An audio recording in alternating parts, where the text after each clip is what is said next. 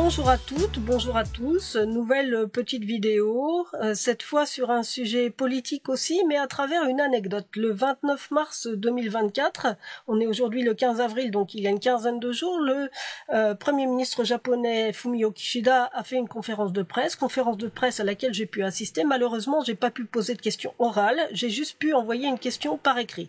Néanmoins, le lendemain de la conférence de presse du Premier ministre, j'ai pu poser une question relative à cette conférence de presse au porte-parole du gouvernement. Lors de sa conférence de presse, le Premier ministre Fumio Kishida a fait deux promesses aux citoyens. La première promesse, c'est que dès cette année, l'augmentation des revenus des citoyens serait supérieure à l'augmentation des prix. Et puis, à partir de l'année prochaine, l'augmentation des salaires, c'est-à-dire en fait une partie seulement des revenus, les salaires, l'augmentation des salaires des citoyens serait supérieure à l'augmentation des prix. Et ce sont deux promesses. Et moi, j'ai tiqué sur le mot promesse. Pourquoi peut-on faire cette promesse? Alors, j'ai posé la question au porte-parole du gouvernement et voici sa réponse. コントロールできないのに財布として確実に実現すると約束できるのでしょうか。なぜ約束をお聞かせください。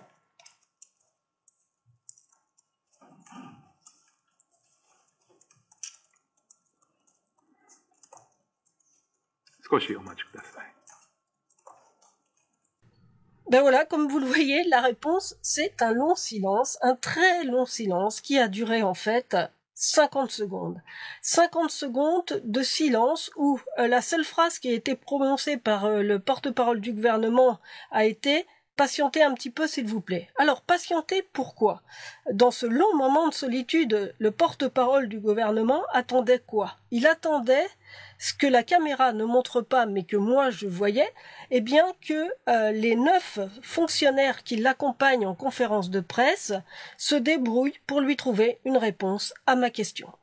Et les 9 fonctionnaires en question, en fait, étaient plongés dans un embarras total. Certains se regardant d'une manière un peu éberluée, en se demandant bien quelle réponse ils allaient bien pouvoir trouver à ma question, d'autres cherchant frénétiquement dans les classeurs, et d'autres enfin mettant la tête dans leur sac, évitant soigneusement de croiser le regard du porte-parole du gouvernement. Alors, pourquoi cela arrive? Pour deux raisons. La première, c'est que je ne donne pas mes questions à l'avance, contrairement aux journalistes affectés au club des journalistes du bureau du Premier ministre. Je ne donne pas mes questions en avance, donc les réponses ne sont pas prêtes en avance, contrairement aux questions des autres journalistes. En fait, si vous regardez les conférences de presse en intégralité, vous verrez que pour les autres journalistes, la réponse arrive quasi immédiatement, et vous regardez même le porte-parole du gouvernement, il écoute à peine la question en fait, parce que la question il l'a déjà eue avant, donc il n'aura qu'à lire la réponse. En revanche, me concernant, il ne connaît pas la question, il n'a pas la réponse toute prête sous les yeux. Dans le meilleur des cas, les fonctionnaires vont lui donner tout de suite un papier qui correspond à peu près à une réponse à ma question, c'est-à-dire en gros qui va aborder le même thème, mais qui sera jamais une réponse réelle à ma question. Et dans le pire des cas, c'est ce qui est arrivé, il n'y a pas de réponse, alors on cherche quelque chose, et au bout de 50 secondes, il y en a quand même un qui a réussi à dégainer un papier, qui a fait office de réponse, mais en fait qui n'était pas du tout une réponse à ma question, c'était le blabla habituel sur la politique économique du gouvernement que j'ai déjà entendu 10 fois et que moi j'aurais même pu répondre à la place du porte-parole puisque je connais quasiment par cœur. Donc pourquoi le porte-parole ne me répond pas? Parce que c'est pas que c'est un abruti, au contraire, le porte-parole du gouvernement actuel, Yoshimasa Hayashi, est quelqu'un qui est tout à fait capable de faire une réponse, d'improviser une réponse. Sauf que dans son rôle de porte-parole du gouvernement, eh bien, il considère qu'il n'a pas à improviser, mais qu'il a à donner une réponse collégiale du gouvernement, et celle-là lui vient des fonctionnaires qui l'accompagnent. C'est assez problématique, à mon sens, qu'un porte-parole du gouvernement ne soit pas au moins en mesure de meubler, de dire quelque chose, quitte à dire quelque chose de très neutre, en fait, s'il veut pas prendre le risque de faire une réponse un peu trop carré, un peu trop net, en attendant qu'un papier éventuellement arrive. Mais laisser 50 secondes de blanc, c'est quand même pas très judicieux. Ça laisse quand même penser qu'il n'a pas la capacité de répondre et c'est dommage pour lui.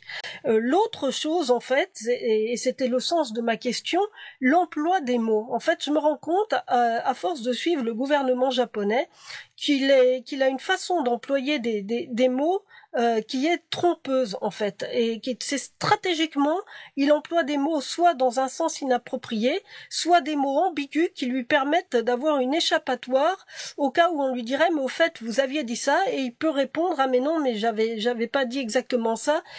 Par exemple le gouvernement emploie très souvent un mot qui est likai, obtenir la compréhension de la population, et kokumin no likai o eru, obtenir la compréhension de la population. En fait, le mot rikai peut s'entendre comme consentement et comme compréhension, en fait.